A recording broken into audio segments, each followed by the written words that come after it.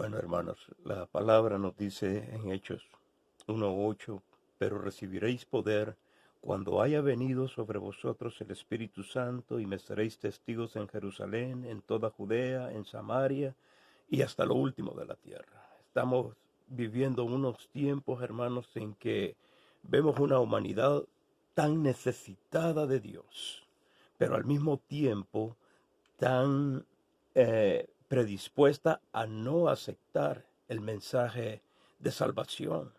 Y la razón por la que no la está aceptando es porque tenemos una cultura saturada de ideas, de filosofías, cosas que le hacen competencia a nuestra fe, a nuestra, podríamos llamarle religión hasta cierto punto, pero no es religión, acuérdense, es una relación con Dios.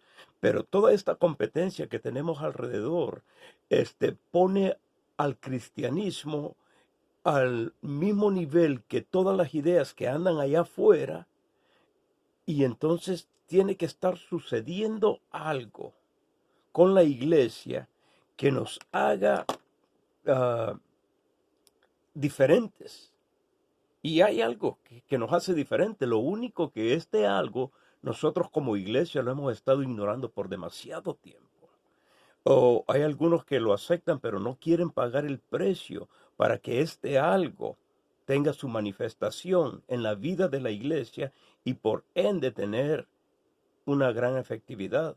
Cuando vemos el ministerio de Jesucristo, el ministerio de los apóstoles, vemos que milagros, prodigios, señales estaban a la mano. Era como la rutina de lo que estaba sucediendo con ellos.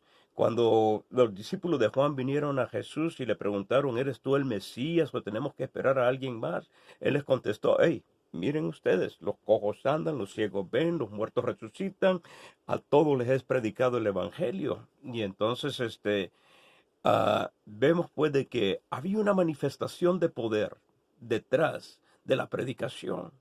Y entonces nosotros como hijos de Dios, como que no hemos captado la seriedad de esta situación. Nosotros tenemos que estar manifestando el poder de Dios a la vez que estamos predicando la palabra.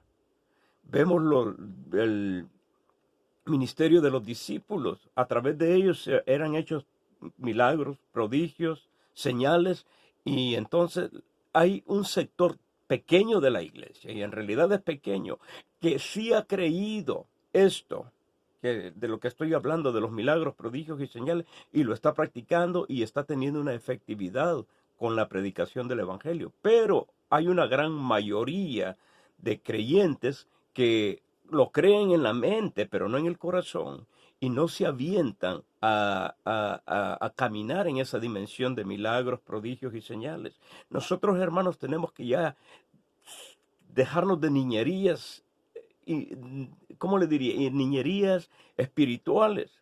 Porque muchos ven el cristianismo como una filosofía que se tiene que practicar. Y yo digo, no, el cristianismo es una fe que tenemos que vivir. Y cuando digo vivir, a través de cada uno de nosotros se tiene que estar manifestando el poder del Espíritu Santo. Ya el Señor lo dijo, recibiréis poder cuando haya venido sobre vosotros el Espíritu Santo. Ahora viene una cosa, cada creyente en el momento de su conversión recibe al Espíritu Santo. Pero ¿cuánto creyente se deja guiar, manipular, mover por el Espíritu Santo y empieza a cambiar las cosas, empieza a orar por enfermos, empieza a echar fuera demonios, empieza a manifestar los dones del Espíritu, empieza a caminar de una manera sobrenatural que el mundo se queda con la boca abierta y ya no le queda otra alternativa que creer? Algo está pasando con esta persona.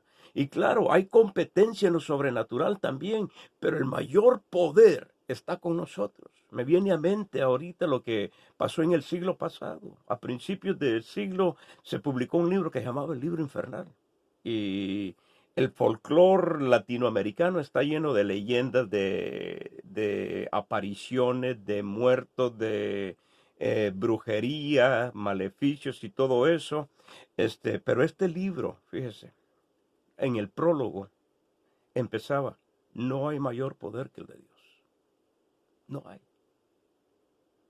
Pero también le daba la alternativa a la gente, que si usaba el conocimiento que estaba en ese libro, iba a poder hacer de las suyas. Y entonces yo pienso que mucho creyente se ha quedado queriendo manipular el poder de Dios, queriendo manipular a Dios, no dándose cuenta de que el poder de Dios tiene que usarnos a nosotros para encontrar una expresión a través de nosotros, para que el mundo crea. El mundo no está creyendo porque tenemos una iglesia enclenque, una iglesia que no agarra la onda, una iglesia que lee pero no comprende, que sus ojos no se les abren, una iglesia que oye pero en realidad no escucha. Y entonces estamos en una situación en que la iglesia no avanza como tiene que avanzar, no hay verdadera conversión, no hay verdadero arrepentimiento, porque esta dimensión de poder se está ignorando. Claro, cuando al creyente se le dice que para llegar al punto de milagros, prodigios y señales, tiene que haber una vida de oración, de ayuno, de escudriñamiento de la Biblia, de adoración, de congregarse, de fidelidad a Dios en todo, ahí empiezan los problemas. Porque venimos al cristianismo a veces con los planes, con los anhelos personales, creemos que Dios es el genio de la botella que nos va a cumplir lo que le pidamos, o nos va a dar lo básico al menos, nos va a cuidar, nos va a proteger, nos va a tener con salud. Y entonces esto es lo que nos atrae del cristianismo, pero nunca se nos mete en la cabeza o se nos cruza por la cabeza de que la vida del cristiano es una vida de servicio a Dios, es una vida de disposición a Dios, para que Dios nos use como Él quiere, como Él escatime necesario. Y yo pienso que si somos honestos con nosotros mismos, esta actitud sigue todavía con nosotros. Todavía nosotros queremos ver qué sacamos de nuestra relación con Dios, pero nunca queremos ver qué saca Dios de nosotros. La realidad es que Dios no nos necesita para hacer lo que Él quiere, pero Él quiere usarnos. Y Él quiere que nosotros voluntariamente nos rindamos a Él para Él hacer uso de nosotros. Y entonces vemos, hermanos, a través de la historia del cristianismo y desde un principio, miremos los discípulos. Los discípulos se podría decir que eran como una especie de campesinos. ¿Me entiende? Eran de los estratos más bajos de la sociedad, tenían su acento, cuando llegaron a Jerusalén los identificaban porque tenían el acento de Galilea, y entonces eran personas sin educación, eran personas sin, ¿cómo le podría llamar? Sin estudio, ¿me entiende? Y sin embargo, cuando una vez estos reciben el poder del Espíritu Santo, empezaron a moverse de una manera tan extravagante con el poder de Dios que no cabía duda que lo que estos hombres predicaban era la verdad que venía del cielo. Y entonces, ¿qué es lo que está pasando ahora?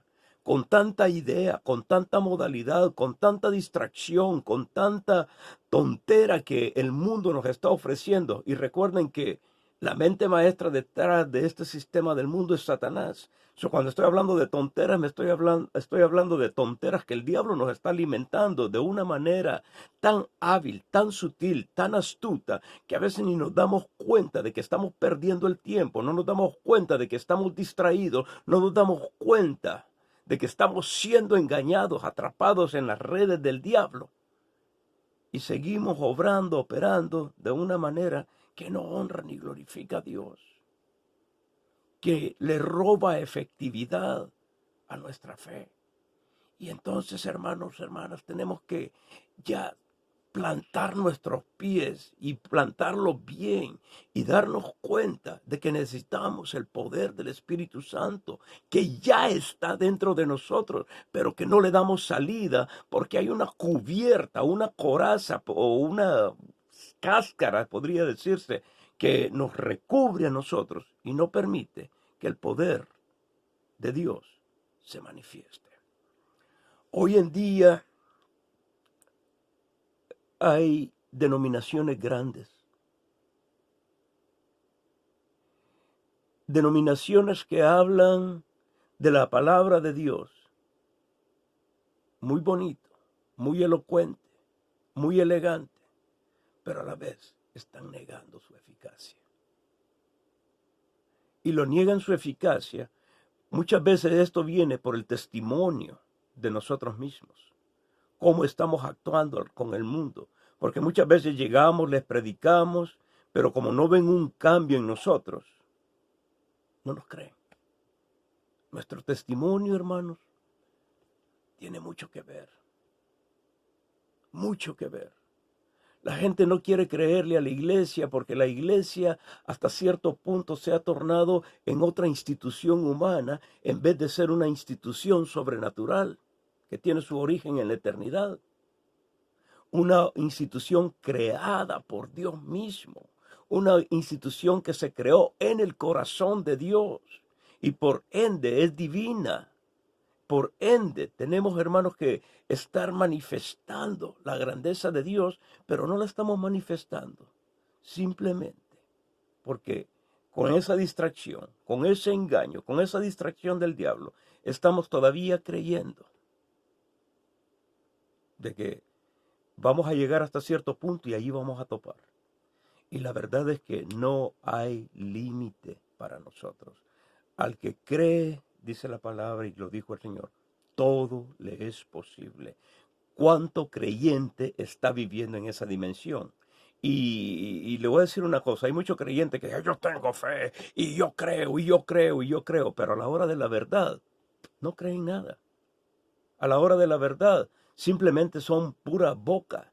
A la hora de la verdad es puro del diente al labio, pero no hay una convicción verdadera de que lo que creen es la verdad, de que lo que creen es poderoso. Si no, este mundo lo tendríamos, hermanos, patas arriba, volteado, convertido. Pero se necesita que hombres y mujeres de Dios se den cuenta de lo que hemos tenido en nuestras manos por tanto tiempo. La iglesia tiene 20 siglos de existencia, 21, ya estamos en el 21. Y esta iglesia, hermanos, ha sido engañada, ha sido saboteada, ha sido movida por el mismo enemigo se ha infiltrado en las filas de la iglesia y como no hay gente que ande buscando la plenitud del Espíritu, el caminar en el poder del Espíritu Santo, vemos una iglesia que se ha quedado como una institución importante, como una institución grande, pero solo de nombre, solo de palabras. No es imagínense que toda la cristiandad fuesen hacedores de milagros, prodigios y señales. ¿Creen ustedes que el mundo ya estuviese cubierto o no? Tenemos que reaccionar, tenemos que darnos cuenta hacia dónde vamos. ¿Qué es lo que estamos haciendo con lo que Dios nos dio? Miren la parábola de los talentos. Al hombre de que le dieron 5 talentos, con esos 5 hizo 10. Al que le dieron 2, con ese hizo 4. Y al que le dieron 1, ¿qué hizo? Fue enterrarlo. Para no perderlo. Para poder devolverlo. Y yo me pregunto, iglesia, ¿no será que nosotros estamos haciendo lo mismo? No queremos arriesgarnos, no queremos quedar en ridículo, no queremos la burla, no queremos el rechazo. Y mucho cristiano no hace lo que tiene que hacer por temor a la burla, miedo al rechazo, o su mente razonadora, tan contaminada de mundo, no le permite darse cuenta de que hay un poder grande dentro de él o de ella. El evangelismo, hermano, tiene que ser predicado con poder. Con poder. Y no solo que lo cantemos, no solo que lo hablemos, no solo que estemos allí dándonos ánimo falso unos con otros, hablando de poder, poder, poder, que Dios tiene poder, que la sangre de Cristo tiene poder, pero todo eso se queda a palabras solamente. Hay cristianos que cuando le viene la prueba, ¡pum!, se aplasta. Y nosotros tenemos, hermanos, que ir como los surfeadores por encima de las olas. Pero ¿cuántos cristianos así? Ahorita estamos teniendo este problema de la pandemia. Cristianos encerrándose, cristianos evitando a la compañía de otros cristianos, cuando la palabra nos dice que no podemos parar de congregarnos. Yo sé que la situación que estamos atravesando es bien difícil, pero a veces me atrevo a pensar de que es más miedo el que nos están metiendo que es verdad. Y entonces tenemos que reaccionar. Tenemos que reaccionar. El diablo tiene un plan bien concertado para neutralizar a la iglesia, porque sabe que esta iglesia, cuando se empiece a orar por avivamiento, se va a traer las puertas del infierno para abajo. Se va a traer al mismo diablo para abajo. Y entonces el enemigo, hermano, anda como león rugiente, buscando a quien devorar. Y yo te pregunto, hermano, hermana, ya llegó el enemigo a tu puerta. Te tiene intimidado el enemigo. Y no estoy advocando porque hagamos cosas fuera del orden o hagamos cosas que nos arriesguen, pero le voy a decir una cosa, hermanos. El cristianismo es arriesgado. Todos los discípulos, con excepción de Juan, murieron muertes trágicas a causa del evangelio. Pero nosotros, hermanos, estamos en un punto en que estamos autoprotegiéndonos. Nos han dicho que hay que proteger a nuestros seres queridos y yo le digo una cosa, no está de más eso. Pero le voy a decir cuál es la mejor protección que podemos ofrecerle a nuestros seres queridos. Agarrados de la mano de Dios, pidiendo que el poder de Dios nos cubra, que Dios nos proteja, que Dios nos cerque, ponga un vallado de protección alrededor de nosotros. La verdad es que veo que hay mucha gente cuidándose, protegiéndose y cayendo bajo la infección.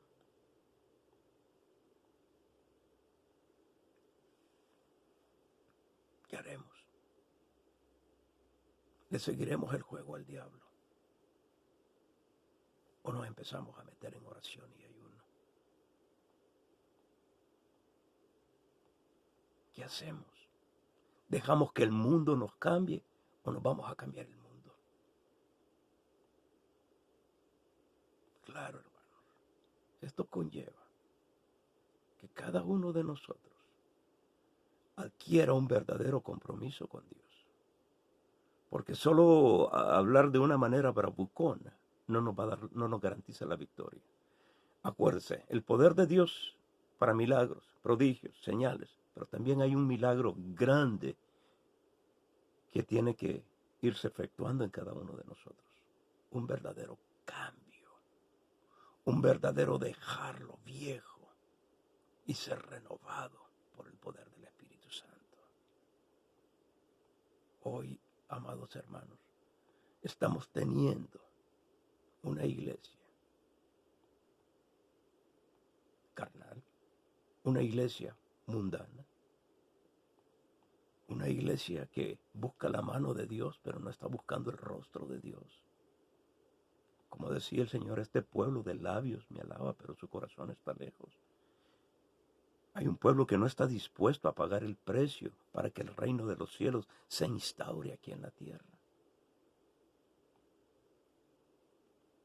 Hay un pueblo que ha sido seducido por el mundo, que los valores del mundo los quiere traer a la iglesia. Ya no hay tiempo para eso, hermanos. Estamos aquí de peregrinos. Estamos aquí, hermanos, temporalmente. Vamos a regresar a reinar este mundo, pero lo que vamos a venir a gobernar va a ser ya un mundo transformado. Estamos hablando mucho que la mansión del cielo, que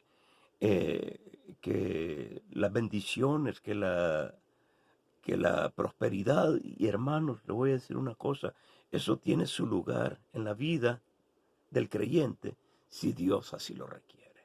Pero si no, Jesús, ¿qué fue lo que le dijo a este hombre que venía y dice, Señor, te seguiré? Mira, yo no tengo ni dónde recostar mi cabeza.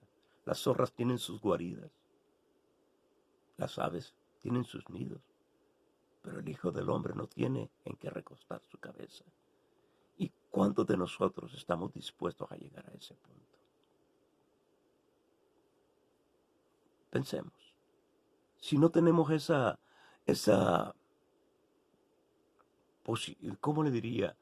esa mentalidad, empecemos a orar para que Dios nos la dé. Señor, que no me importe nada, que lo más importante en mi vida seas tú y el hacer tu voluntad. Y va a empezar una transformación dentro de nosotros, hermano, por el Espíritu Santo, no por el hombre. Porque muchos adoptan una actitud religiosa y se sienten que están allá enfrente del trono de Dios. Pero la religión no lleva a Dios. Las reglas no llevan a Dios. Lo que nos lleva a Dios es la sangre de su Hijo. La que fue, hermanos, derramada totalmente para que usted y yo, al ser cubiertos por ella, podamos estar ante la presencia de Dios. El profeta decía, vive Jehová, en cuya presencia estoy. Ahora yo te pregunto, hermano, hermana, puedes decir tú lo mismo. Vive Jehová, en cuya presencia estoy. Sí, lo más probable es que sí lo puedas decir. Pero la pregunta ¿es esta tu realidad? Y cuando te digo si es esta tu realidad, hermano, se está manifestando el poder de Dios a través tuyo. Te ha tomado el Espíritu Santo y te ha apartado para ser un instrumento de Dios. ¿O sigues creyendo de que, a ver qué pasa? A ver cómo le hago. Pienso que ya tengo lo básico de la fe y con esto me voy a mover. Hermano, si tienes ese conformismo, le estás haciendo daño a tu fe. Te estás haciendo daño a tú mismo. Porque es probable que con esos hoyos que hay en tu vida espiritual, el diablo se infiltre y te destruya. Nosotros tenemos que estar, hermanos, vestidos con la armadura del Espíritu. Tenemos, hermanos, que estar cubiertos todo el tiempo. Tenemos que estar preparados. Y esta preparación es a través de la oración, del ayuno. Y algunos de esta oración, ayuno. Es que se me acaban las palabras a los 5 minutos de estar orando. Hermano, hay tanto por qué orar. Tanto que orar, pues, aún solo por nosotros mismos. Hay tanto que presentar delante de Dios. Y Dios quiere, hermanos, hacer tanta cosa a través de nosotros. Y no le estamos dando chance. No le estamos dando chance. Queremos que Dios se adapte a nosotros, no nosotros a Él. Y es por esa razón de que el mundo está como está. Muchos son llamados, pocos los escogidos. Y ese es un llamado que debería de ser una alarma para nosotros. Muchos llamados, pocos los escogidos. ¿Será que es una minoría la que se salva? Y no es la voluntad de Dios. Recuérdese lo que la palabra de Dios dice. Que Dios no tarda su venida, sino que Él es paciente con nosotros. La voluntad buena de Dios, hermano, es que todo mundo se arrepienta y cambie su camino, se vaya hacia Él. Y de esa forma Dios pueda realizar sus planes con la humanidad, una humanidad a la cual Él ama con todo. Tanto amó Dios al mundo que envió a su Hijo unigénito para que todo aquel que en Él crea no se pierda, mas tenga vida eterna. Y hermanos, ¿qué estamos haciendo con el sacrificio de Jesucristo? Lo estamos minimizando. Es el Hijo de Dios, Dios mismo, el que murió en esa cruz, el que dio toda su vida, dio toda su sangre para rescatarnos. Hemos costado bien caro, hermanos, para poder ser llamados siervos, hijos de Dios. 'Ahora,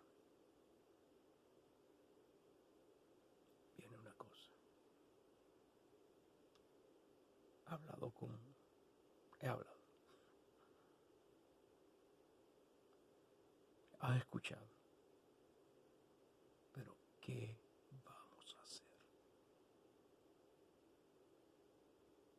Les invito, hermanos, hermanas, a que tengamos ese tiempo devocional con Dios, ese tiempo de intercesión con Dios, que ayunemos, hermanos, por lo menos unas 2 veces por semana, pidiéndole al Espíritu Santo que nos sature, que tome todo aquello que aún no le hemos entregado de nosotros. Y al hacerlo, pues, el Señor se glorifique a sí mismo. Pero hagámoslo, porque es bonito hablar, pero le voy a decir una cosa, es mejor actuar. Y Dios está esperando, hermanos, que tu fe se traduzca en acciones, en obras. Santiago lo decía, fe sin obras es muerta. Y nosotros queremos tener una fe viva. Hermanos, a orar, a ayunar, a leer la palabra con más ahínco, a pedirle al Espíritu Santo que nos dé revelación en la palabra para tener que darle al mundo. Cuando hablamos de predicar la palabra de Dios, hermanos, hay mucho creyente que lo que dice, te invito a mi iglesia, y es todo lo que pueden decir. No, tienes que tener palabra. Pero si no estás escudriñando la palabra, ¿qué le estás dando al mundo? ¿Qué le estás ofreciendo? ¿Tu propia idea, tu propio razonamiento? Dios quiere Él hablarle al mundo y quiere usar tus labios para Él hablarle al mundo. Y si la unción del Espíritu Santo está fluyendo a través tuyo, esas palabras van a ser súper efectivas. Pero necesitamos orar, ayunar, buscar el rostro de Dios, como tenemos que. Que Dios me los bendiga, hermanos, y esta es nuestra meditación para este viernes. El domingo, pues, nos vemos a las 10 de la mañana. Vamos a tener el servicio afuera en la iglesia. Vamos a obedecer la ley que tenemos alrededor. ¿Me entiendes? No queremos que vaya a llegar un espía por allí y nos cierre la iglesia por no estar obedeciendo. Mascarillas, alcohol gel, distanciamiento social, eso lo vamos a tener en cuenta. Y hermano, si te sientes mal, es mejor que te quedes en casa. ¿Me entiendes? Si no estás por lo que sea, ¿me entiendes? Pero si el Señor te mueve a llegar a la iglesia, llega, porque se te va a ungir y vamos a orar por ti y vamos a reprender la enfermedad y la vamos a cortar, ¿me entiendes? Pero uh, queremos también poner nuestro granito de arena en esto de parar la infección. Si los números son verdaderos, la infección se ha ido bien arriba y no queremos que suba más. Las iglesias han sido acusadas de que son unos centros de infección grandes, pero no la viña. La viña ahí nadie se ha infestado. Ahí el terreno está antiséptico. Vamos a orar por ello. Y estamos orando de que si alguien llega enfermo, va a salir de allí sano, en el nombre de Jesús. Bueno, amados, que Dios me los bendiga a todos. Los espero el domingo a las 10 de la mañana en la iglesia.